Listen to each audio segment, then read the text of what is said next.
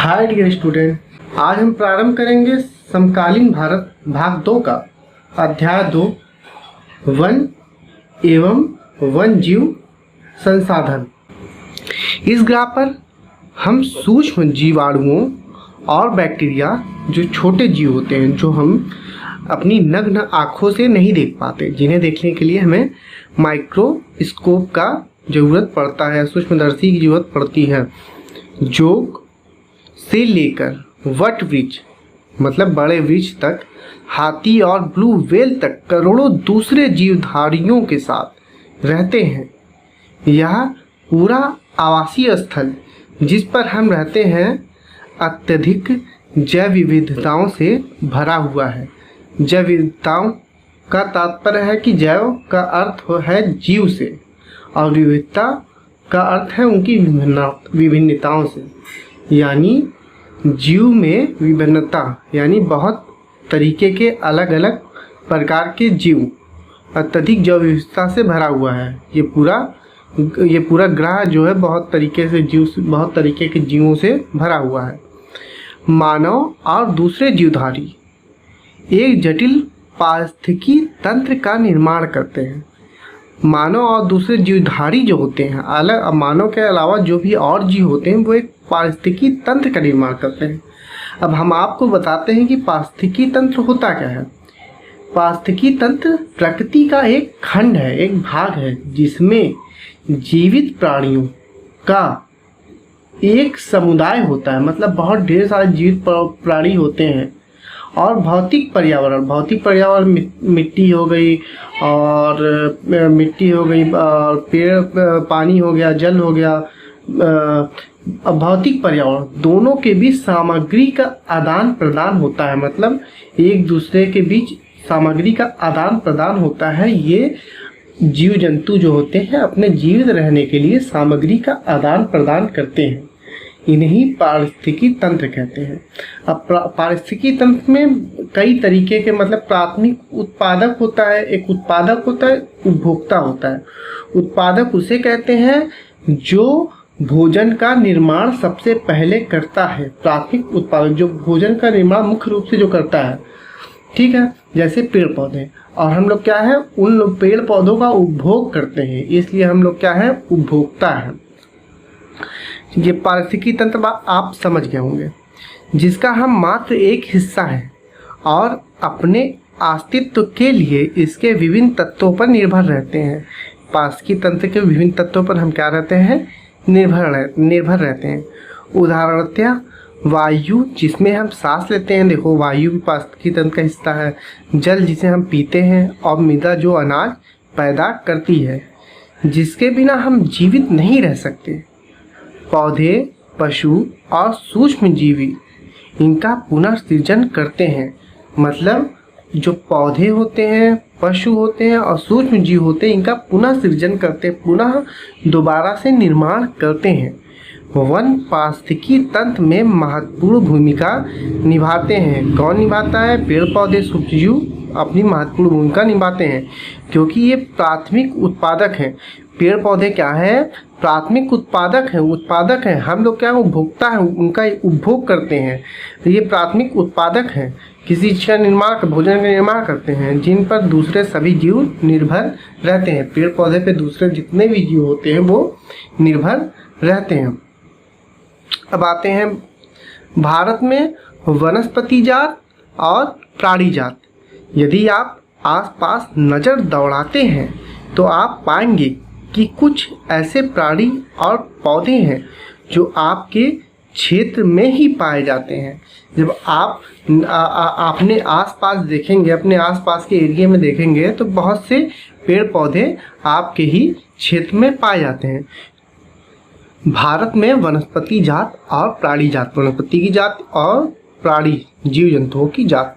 यदि आप आसपास नज़र दौड़ाते हैं तो आप पाएंगे कि कुछ ऐसे प्राणी और पौधे जो आपके क्षेत्र में ही पाए जाते हैं।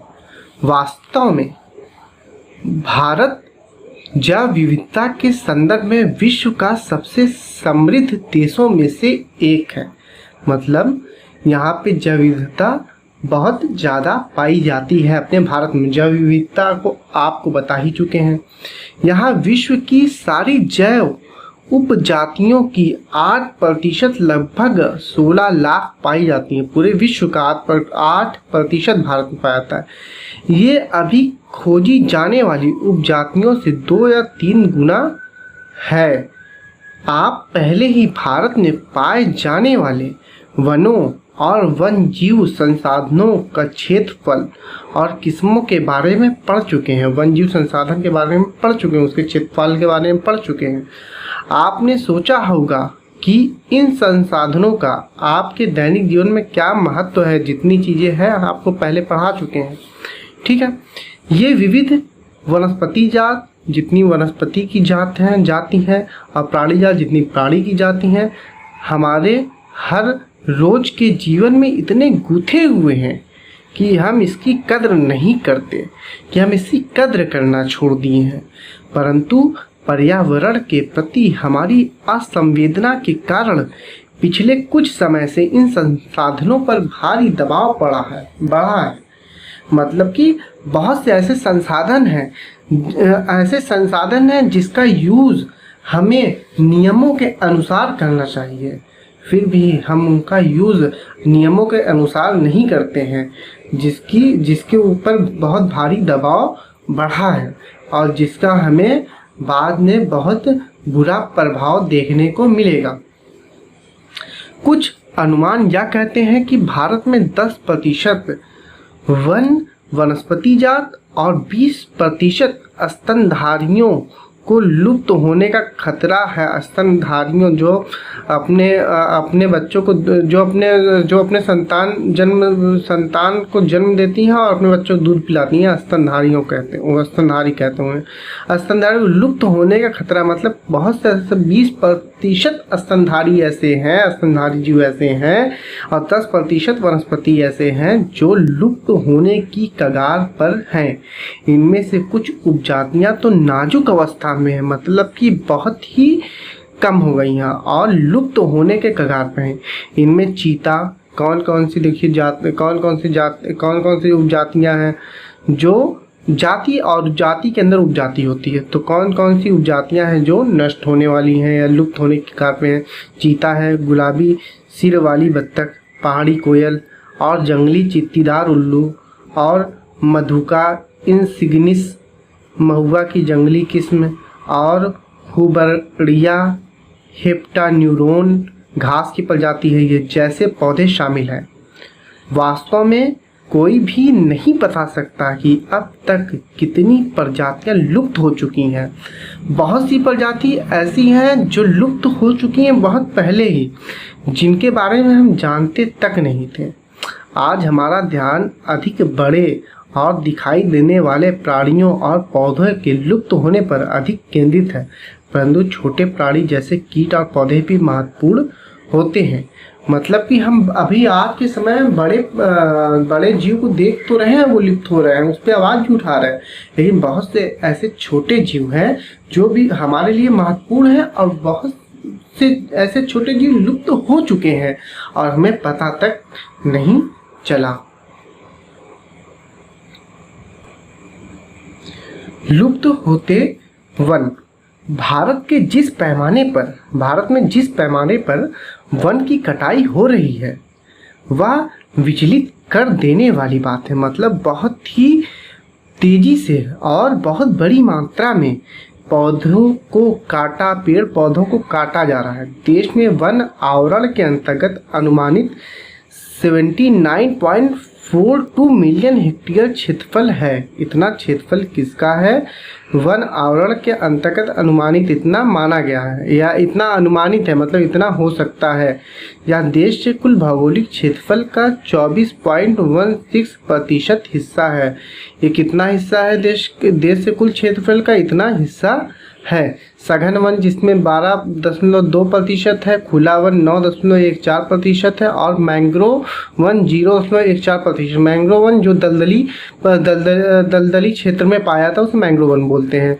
स्टेट ऑफ फॉरेस्ट रिपोर्ट 2015 के अनुसार वर्ष 13 में सघन वनों के क्षेत्रफल में 3,775 वर्ग किलोमीटर की वृद्धि हुई है, परंतु वन क्षेत्र में यह वृद्धि वन संरक्षण उपाय प्रबंधन की भागीदारी तथा वृक्षारोपण से हुई है। जो वन संरक्षण के नियम बने हैं, उन नियम का प्रयोग किया गया या उपयोग किया गया और उसके बाद लोगों ने वृक्षारोपण किया, उसके बाद इतने वर्ग किलोमीटर की वृद्धि हुई है। ये बहुत अच्छी बात है। आओ हम विभिन्न प्रकार के पौधों और प्राणियों की जाति के बारे में पता लगाएं। अंतर्राष्ट्रीय प्राकृतिक संरक्षण और प्राकृतिक संसाधन संरक्षण संघ, ये एक संघ है, ठीक है। ये एक संघ है जो प्रजातियों जितनी भी जाति या प्रजाति पाई जाती हैं जानवरों की, उनको विभाजित करता है। IUCN इसको इंग्लिश में बोलते हैं international union for conservation of nature के अनुसार इनको निम्नलिखित श्रेणियों में विभाजित किया जा सकता है। देखिए, इनका प्रयोग ही जीवों को विभाजित करने में किया जाता है। सामान्य जातियाँ, ये वे जातियाँ हैं जिनकी संख्या जीवित रहने के लिए सामान्य मानी जाती है। मतलब सामान्य जाति मतलब अभी भी पाए जाते हैं, अच्छे नंबर में अभी अच्छी संख्या में पाए जाते हैं, जैसे पशु, शाल, चीड़ और कृंतक रोडेंट इत्यादि, कृंतक दांतों वाले। संकटग्रस्त जातियाँ, ये वे जातियाँ हैं जिनके लुप्त होने का खतरा है। इनके लुप्त होने का क्या है? खतरा है। जिन विषम परिस्थितियों के कारण इनकी संख्या कम हुई है, यदि वे जारी रहती हैं तो इन जातियों का जीवित रहना कठिन है, जिसमें काला हिरण, मगरमच्छ, भारतीय जंगली गधा, गैंडा, शेर पूंछ वाला बंदर, संगाई, मणिपुरी हिरण इत्यादि इस प्रकार की जातियों के उदाहरण। मतलब इनको जो इन्वायरमेंट इनके लिए चाहेगा, वो इन्वायरमेंट विलुप्त हो रहा है या प्रदूषण के कारण या वन के कटाई के कारण इनको वो वातावरण नहीं मिल पा रहा है जिसमें ये जीवित रह सके। सुबोध जातियाँ, ये वे जातियाँ हैं जिनकी संख्या घट रही है। यदि इनकी संख्या पर विपरीत प्रभाव डालने वाली परिस्थितियां नहीं बदली जाती हैं तो इनकी संख्या घटती रहती है, तो यह संकटग्रस्त जातियों की श्रेणी में शामिल हो जाएंगी। इनकी संख्या बहुत तेज़ी से घट रही है क्योंकि जो वातावरण है इनके अनुकूल नहीं है, ठीक है। तो वातावरण को जब तक इनके अनुकूल नहीं किया जाएगा तब तक इनकी संख्या घटती ही रहेंगी और जल्द ही ये संकटग्रस्त जातियों की श्रेणी में शामिल हो जाएंगी। इसमें नीली भेड़ है, एशियाई हाथी, गंगा नदी की डॉल्फिन इत्यादि इस प्रकार की जातियों का उदाहरण है। अब आते हैं दुर्लभ जातियाँ।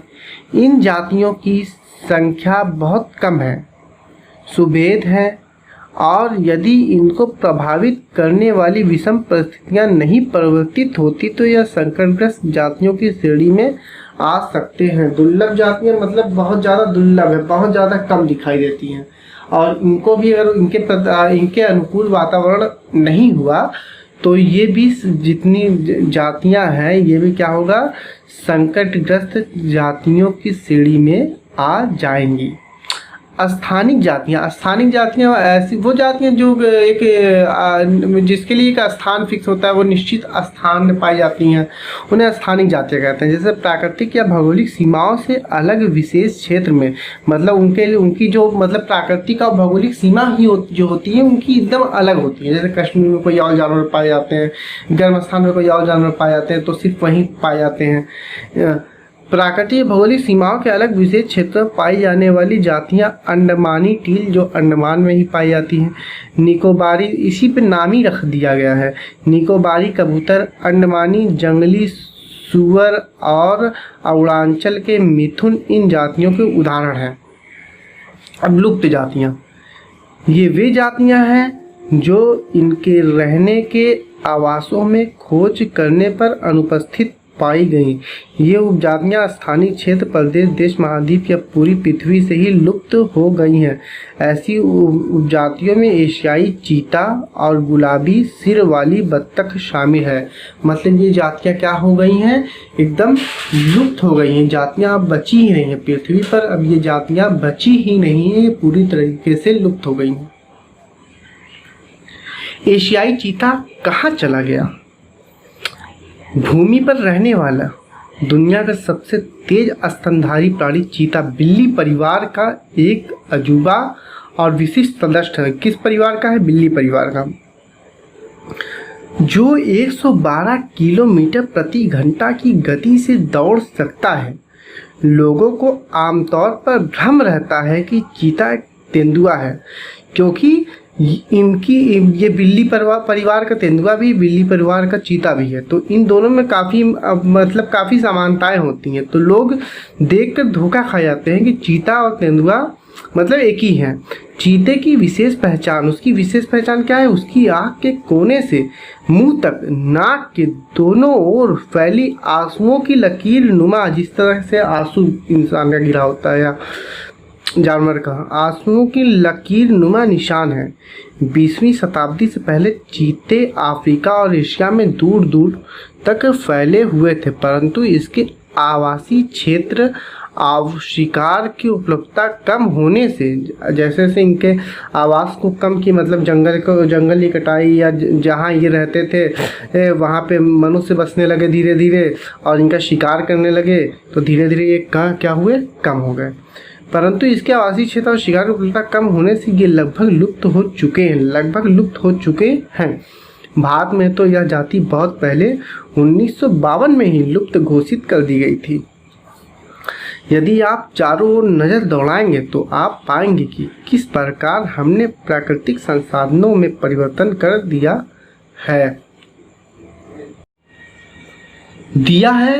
हमें लकड़ी, छाल, पत्ते, रबड़, दवाइयाँ, भोजन, ईंधन, चारा, खाद इत्यादि प्रत्यक्ष मतलब सीधे अथवा परोक्ष मतलब किसी और के द्वारा रूपों से वनों किसी और रूप में वनों और वन जीवन से प्राप्त होता है। इसलिए हम ही हैं जिन्होंने वन और वन जीवन को नुकसान पहुंचाया है। हम ही ने इनका बहुत उपयोग किया, ज़रूरत से ज़्यादा उपयोग किया है इन संसाधन का।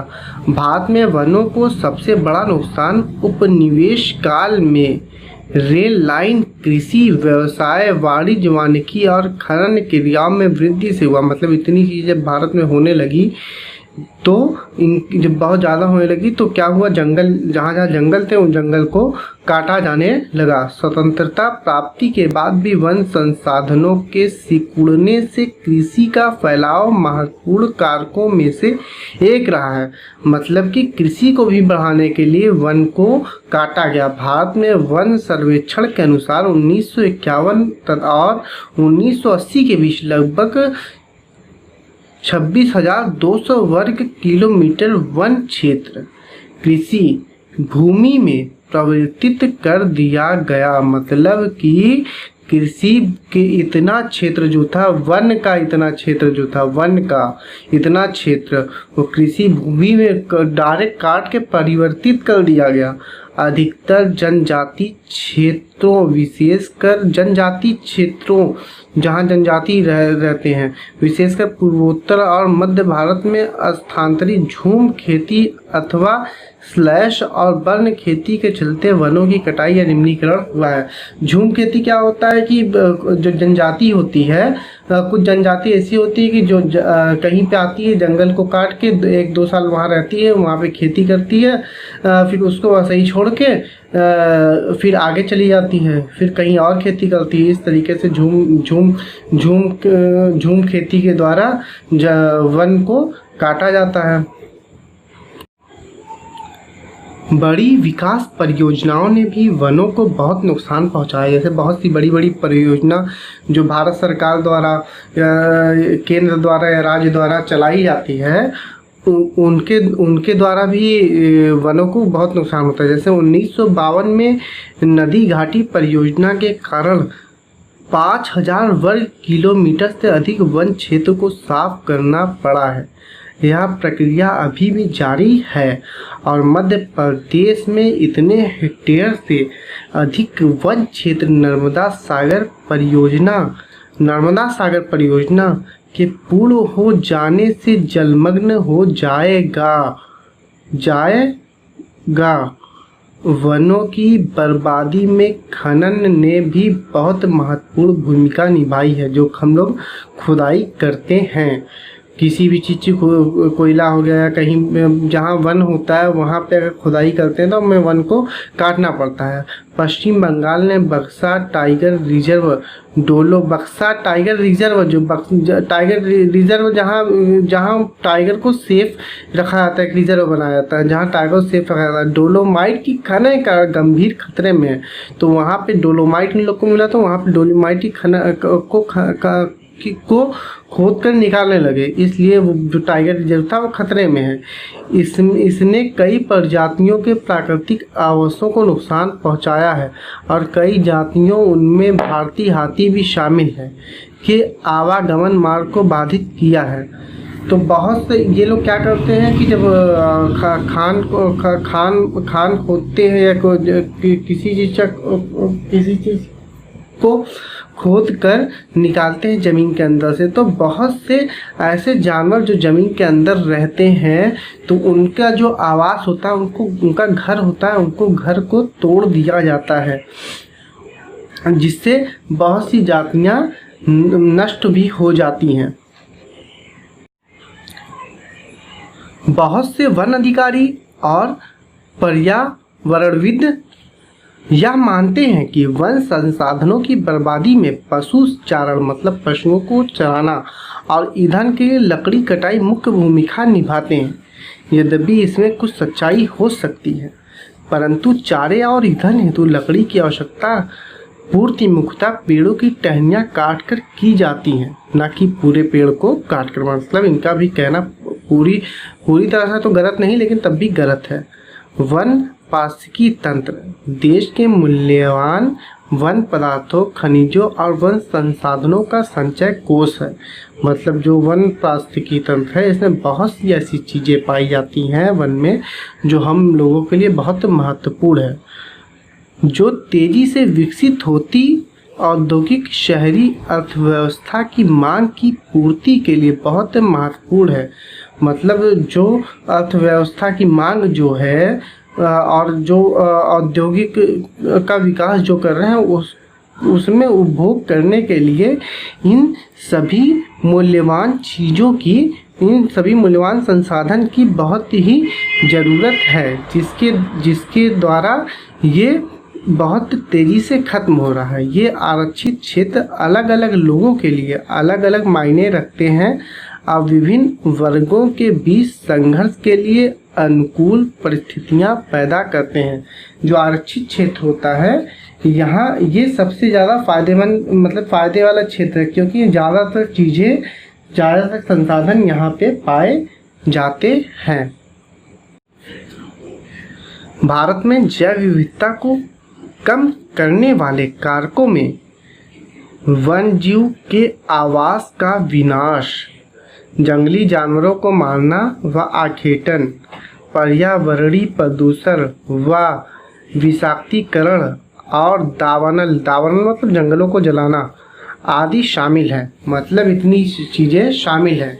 जंगली जानवरों को मारना, उनके आवास को नष्ट करना, प्रदूषण को फैलाना, जंगल को जलाना। पर्यावरण विनाश का अन्य मुख्य कारणों में से संसाधनों का असमान बंटवारा व उनका असमान उपयोग और पर्यावरण के रख रखाव की जिम्मेदारी में असमानता शामिल है। मतलब जो बहुत मजबूत है वो पर्यावरण का, वो संसाधन का बहुत ज़्यादा प्रयोग कर रहा है, और जो बहुत गरीब है वो संसाधन का बहुत कम प्रयोग कर रहा है। इस तरीके से संसाधन का अंधाधुंध प्रयोग हो रहा है। आमतौर पर विकासशील देशों में पर्यावरण विनाश का मुख्य दोषी अत्यधिक जनसंख्या को माना जाता है। यद्यपि एक अमेरिकी नागरिक का औसत संसाधन उपयोग एक सोमाली नागरिक के औसत उपयोग से 40 गुना ज़्यादा है। मतलब जो एक अमेरिकी नागरिक है उसका जो औसत संसाधन उपयोग है एक सोमाली नागरिक जो गरीब तबके का है, सोमाली नागरिक, सोमाली देश का जो गरीब तबके का नागरिक है उसका उपयोग 40 गुना ज़्यादा है अमेरिका का। इसी प्रकार शायद भारत के 5% धनी लोग 25% गरीब लोगों की तुलना में अपने संसाधन उपभोग द्वारा पर्यावरण को अधिक नुकसान पहुंचाते हैं तथा इन 5% लोगों की पर्यावरण रखरखाव में भी कोई जिम्मेदारी नहीं है। प्रश्न यह है कि कौन क्या कहां से और कितना उपभोग कर रहा है। मतलब ये है कि जितने अमीर लोग हैं वो संसाधन का बहुत ज़्यादा प्रयोग कर रहे हैं गरीब लोगों की तुलना में। अब उसके बाद वन और वन जीवन का विनाश मात्र जीव विज्ञान का विषय ही नहीं है।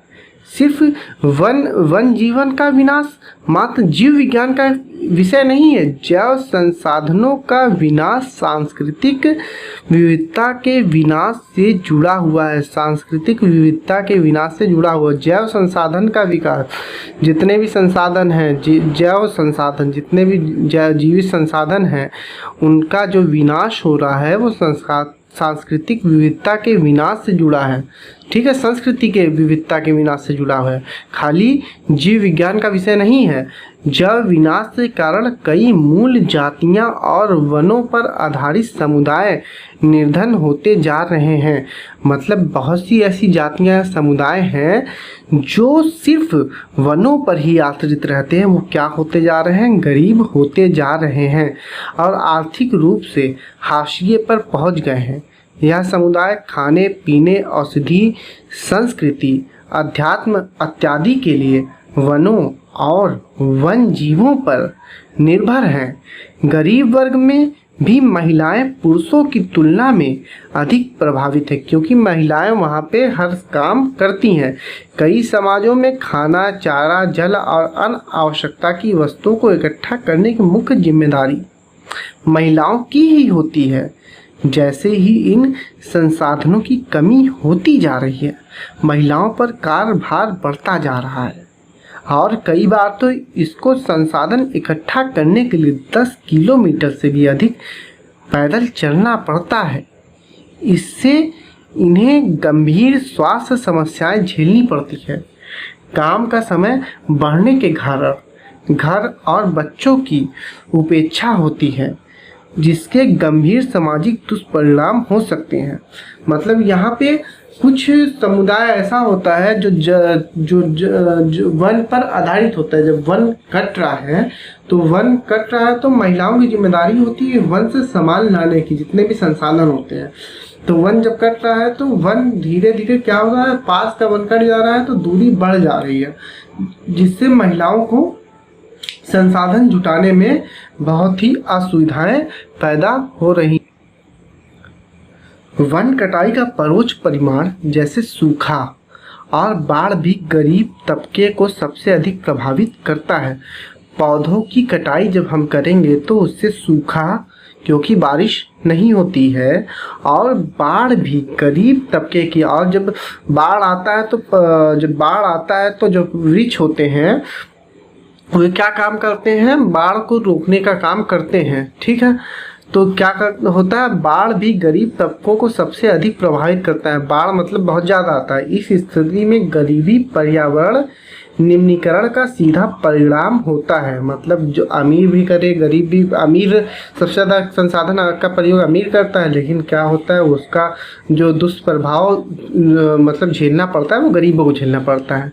भारतीय उपमहाद्वीप में वन और वन जीवन मानव जीवन के लिए बहुत कल्याणकारी है। भारतीय वन और वन जीवन मानव जीवन के लिए बहुत ही कल्याणकारी, क्योंकि बहुत सी चीज़ें वन जीवन से बहुत सी चीज़ें इन्हीं चीज़ों से होती है। अतः यह आवश्यक है कि वन और वन जीवन के संरक्षण के लिए सही नीति अपनाई जाए, क्योंकि बहुत सा काम इससे होता है, इसलिए इनका संरक्षण होना बहुत जरूरी है।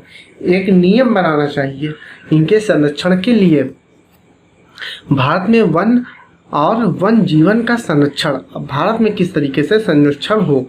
वन जीवन और वनों में तेज गति से हो रहे खास कमी के कारण इनका संरक्षण रख रखाव बहुत आवश्यक हो गया है। परंतु हमें वनों और वन जीवन का संरक्षण करना आवश्यक है। क्यों है? संरक्षण से पारिस्थितिकी विविधता बनी रहेगी। पारिस्थितिकी विविधता बता चुके, जैव विविधता, पारिस्थितिकी विविधता बनी रहती है और हमारे जीवन साध्य संसाधन और जीवन के लिए जो संसाधन जरूरी हैं जैसे जल, वायु और मृदा बने रहते हैं। यह विभिन्न जातियों में बेहतर जनन के लिए वनस्पति और पशुओं में जीन्स विविधता को भी संरक्षित करती है। कौन सी? ये सभी चीज़ें। उदाहरण के तौर पर हम कृषि में अभी भी पारंपरिक फसलों पर निर्भर है। मतलब पारंपरिक फसलें जो बहुत पहले से चली आ रही है, पारंपरिक फसलें जो बहुत पहले से हमारे पूर्वजों से जो पीढ़ी दर पीढ़ी बोई जा रही है, सिर्फ उन्हीं फसलों पर निर्भर है।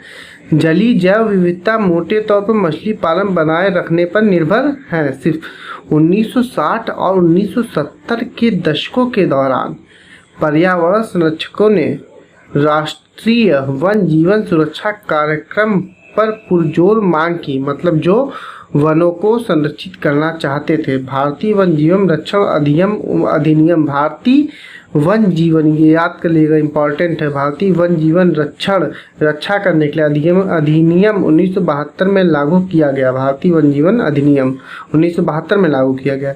इसमें वन जीवों के आवास, उससे घर की रक्षा के अनेक प्रावधान थे। सारे भारत में रक्षित जातियों की सूची भी प्रकाशित की गई जिनकी रक्षा की जानी चाहिए थी। इस कार्यक्रम के तहत बची हुई संकटग्रस्त जातियों के बचाव पर, शिकार प्रबंधन पर, वन जीव आवासों का कानूनी रक्षण तथा जंगली जीवों के व्यापार पर रोक लगाने पर प्रबल जोर दिया गया।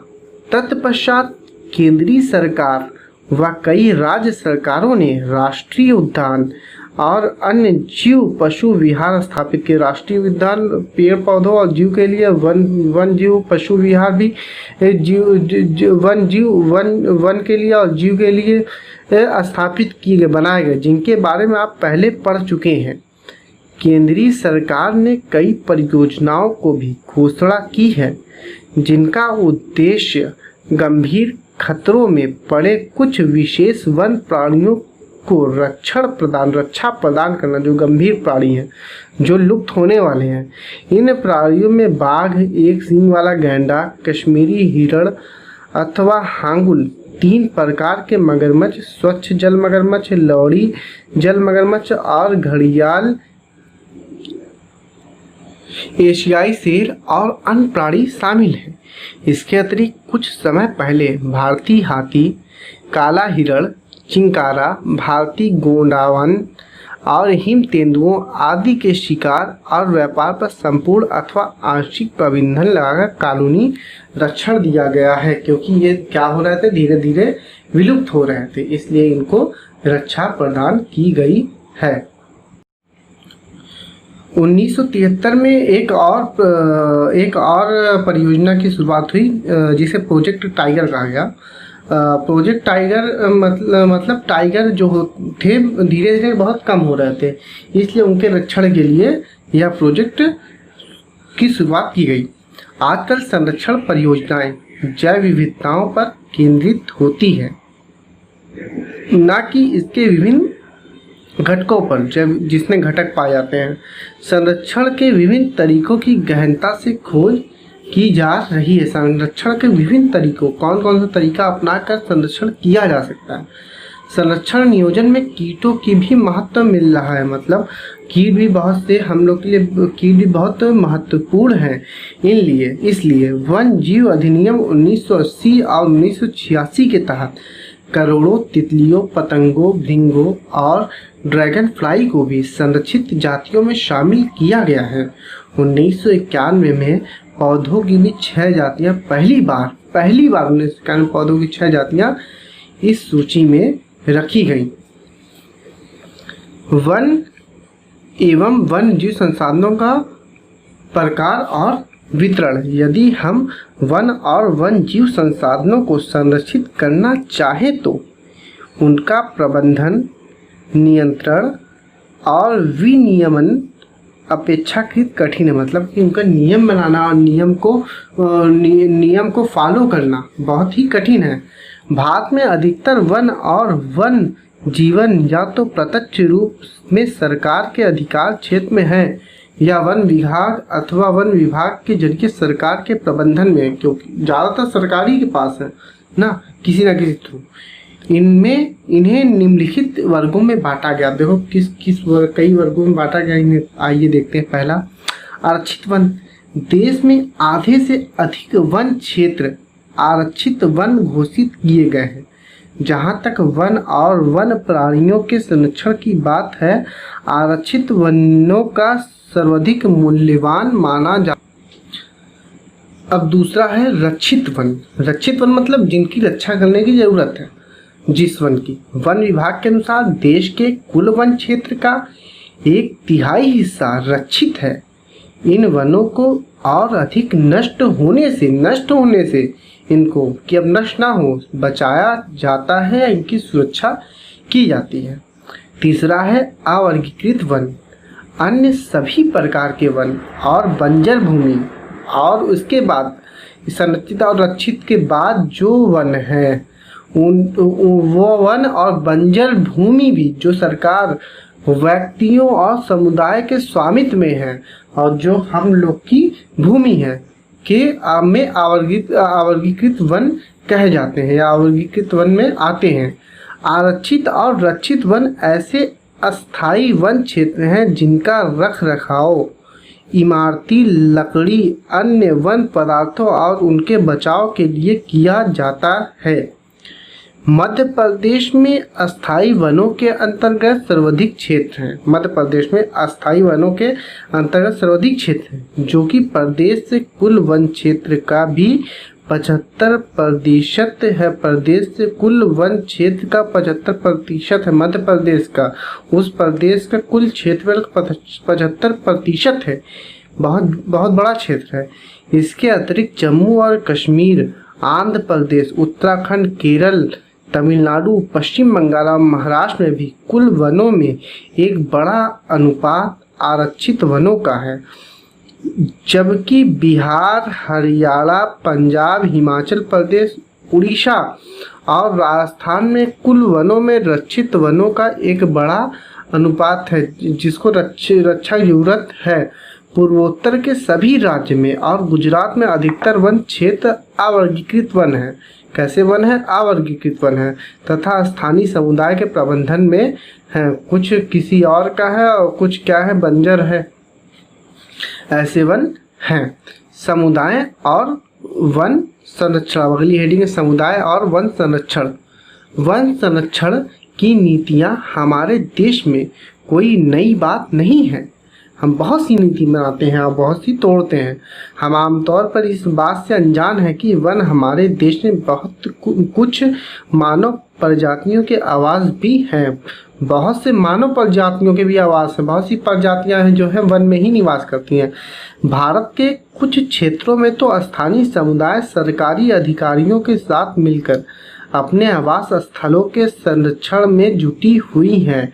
कुछ समुदाय ऐसे जो सरकारी अधिकारियों के साथ मिलकर अपने आवास के संरक्षण में जुटी अपने आवास को बचा रही हैं, जो जंगल में रहते हैं, क्योंकि इसी से ही दीर्घकाल में उनकी आवश्यकताओं की पूर्ति हो सकती है। आगे आने वाले समय में भी अगर संसाधन को हम बचाए रहेंगे तो उसका प्रयोग कर पाएंगे।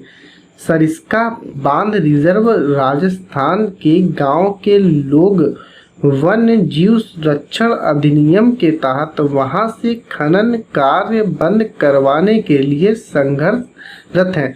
मतलब वहां के लोग इतने जागरूक हैं कि वहां पे खनन कार्य जो हो रहा है उसको बंद करवाने के लिए संघर्षरत है। मतलब उसको बंद करवाते रहते हैं। कहीं कुछ होता रहता है तो आवाज़ उठाते हैं। कई क्षेत्र में तो लोग स्वयं वन जीव आवासों की रक्षा कर रहे हैं और सरकार की ओर से हस्तक्षेप भी स्वीकार नहीं करते हैं। बहुत से क्षेत्र ऐसे हैं जहाँ पे लोग खुद से सरकार के द्वारा नहीं, खुद से वन जीव कर रक्षा करते हैं, और सरकार भी अगर उसमें हस्तक्षेप करे तो भी आवाज़ उठाते हैं। राजस्थान के अलवर जिले में 5 गांव के लोगों ने तो 1200 हेक्टेयर वन भूमि भैरवदेव डांकाओ सेंचुरी घोषित कर दी, जिसके अपने ही नियम कानून हैं जो शिकार वर्जित करते हैं, मतलब शिकार नहीं करने देते, एकदम शिकार मना है। मतलब बाहरी लोगों की घुसपैठ भी यहाँ के वन जीवन को बचाते हैं, मतलब बाहरी लोगों के घुसपैठ से भी यहाँ का जो वन जीवन है उसको बचाने का कार्य करते हैं। अब पहले हम आपको चिपको आंदोलन के बारे में बताते हैं। इसकी शुरुआत उत्तराखंड के चमोली जिले से हुई थी, और इसको प्रारंभ किसने किया था? उनका नाम था चंडी प्रसाद भट्ट, और 70 के दशक में हुई थी। चिपको ने इसमें क्या करती थी, महिलाएं और पुरुष पेड़ों से लिपट कर पेड़ों की रक्षा करते थे। हिमालय में प्रसिद्ध चिपको आंदोलन कई क्षेत्र में वन कटाई रोकने में ही कामयाब नहीं रहा, अपितु यह भी दिखाया कि स्थानीय पौधों की जातियों का प्रयोग करके सामुदायिक वनीकरण अभियान को सफल बनाया जा सकता है। मतलब ये दिखाया कि सामुदायिक वनीकरण अभियान को सफल बनाया जा सकता है स्थानीय पौधों की जातियों का प्रयोग करके। पारंपरिक संरक्षण तरीकों को पुनर्जीवित अथवा पारिस्थितिकी कृषि के नए तरीकों का विकास अब व्यापक हो गया है, बहुत ज़्यादा हो गया। टिहरी में किसानों का बीज बचाओ आंदोलन और नौदाने ने दिखा दिया, मतलब टिहरी में जो किसान ये आंदोलन किए थे उसने दिखाया कि रासायनिक उर्वरकों का, मतलब जो रासायनिक उर्वरक खेतों में छिड़के जाते हैं का प्रयोग के बिना भी विविध फसल उत्पादन द्वारा आर्थिक रूप से व्यवहार्य कृषि उत्पादन संभव है। मतलब बिना रासायनिक उर्वरक के प्रयोग का ही कृषि संभव है। भारत में संयुक्त वन प्रबंधन कार्यक्रम क्षरित वनों के प्रबंधन और पुनः निर्माण में स्थानीय समुदायों की भूमिका महत्वपूर्ण के उजागर करते हैं। मतलब कि जो वन कट गए हैं उनको फिर से पुनर्निर्माण करने के में बहुत ही महत्वपूर्ण भूमिका निभाते हैं। औपचारिक रूप से इन कार्यक्रमों की शुरुआत 1988 में हुई, जब उड़ीसा राज्य में संयुक्त वन प्रबंधन का पहला प्रस्ताव पास किया। इसकी शुरुआत कब से हुई? इन सब की शुरुआत कब से हुई? 1988 में, जब उड़ीसा राज्य ने संयुक्त वन प्रबंधन का पहला प्रस्ताव पास किया। वन विभाग के अंतर्गत संयुक्त वन प्रबंधन जो है क्षरित वनों के बचाव के लिए कार्य करता है। क्षरित वनों के बचाव के लिए कार्य करता है, जो पेड़ पौधे काटे जाते हैं या जो जंगल कट जाते हैं, और उनमें गांव के स्तर पर संस्थाएं बनाई जाती, गांव के स्तर पर संस्थाएं बनाती है, जिसमें ग्रामीण और वन विभाग के अधिकारी संयुक्त रूप से कार्य करते हैं। मतलब दोनों की सहभागिता होती है। ये गांव वाले को क्या करते हैं, जागरूक करते हैं, और दोनों लोग क्या करते हैं, मिलकर काम करते हैं। विभाग के अधिकारी संयुक्त रूप से कार्य करते हैं। इसके बदले में समुदाय मध्य स्तरीय लाभ जैसे गैर इमारती और वन उत्पादों की हकदारी होती है, तथा सफल संरक्षण से प्राप्त इमारती लड़कियां लाभ में भी भागीदार होते हैं। और जितनी भी चीज़ें होती हैं, मतलब जितनी भी चीज़ें प्राप्त होती हैं, जितने भी संसाधन प्राप्त होते हैं, गैर इमारती लकड़ियाँ, तो ये क्या करते हैं, जो ग्रामीण होते हैं वो प्राप्त करते हैं। भारत में पर्यावरण के विनाश और पुनर्निर्माण की क्रियाशीलताओं से सीख मिलती है कि स्थानीय समुदायों को हर जगह प्रकृति संसाधन प्रबंधन में शामिल करना चाहिए, क्योंकि ये बहुत ही महत्वपूर्ण भूमिका निभाते हैं। परंतु स्थानीय समुदायों को फैसले लेने की प्रक्रिया में भूमिका में आने में अभी देर है, क्योंकि यह मुख्य रूप से अच्छे तरीके से या सही फैसला नहीं ले पाते। उन्हें जागरूक करना पड़ता है, अतः वो ही विकास क्रियाएं मान होनी चाहिए जो जनमानस पर केंद्रित, तो सब लोग मिल के पर्यावरण हितैषी हो, पर्यावरण के लिए लाभकारी या पर्यावरण के हित में हो और आर्थिक रूप से भी प्रतिफलित हो, मतलब आर्थिक रूप से भी, पैसे के रूप से भी प्रतिफलित हो, यह फायदेमंद हो। Thank you friend. आप लोगों को कोई भी समस्या अगर आती है हमारे पढ़ाने में तो आप बता सकते हैं कमेंट करके, और कोई भी अगर परेशानी आती है किसी भी शब्द को लेके, कोई क्वेश्चन आपका, तो आप हमसे पूछ सकते हैं कमेंट में। और दोस्तों, अगर आपको हमारा काम अच्छा लगे तो हमारे चैनल को सब्सक्राइब करिए। धन्यवाद।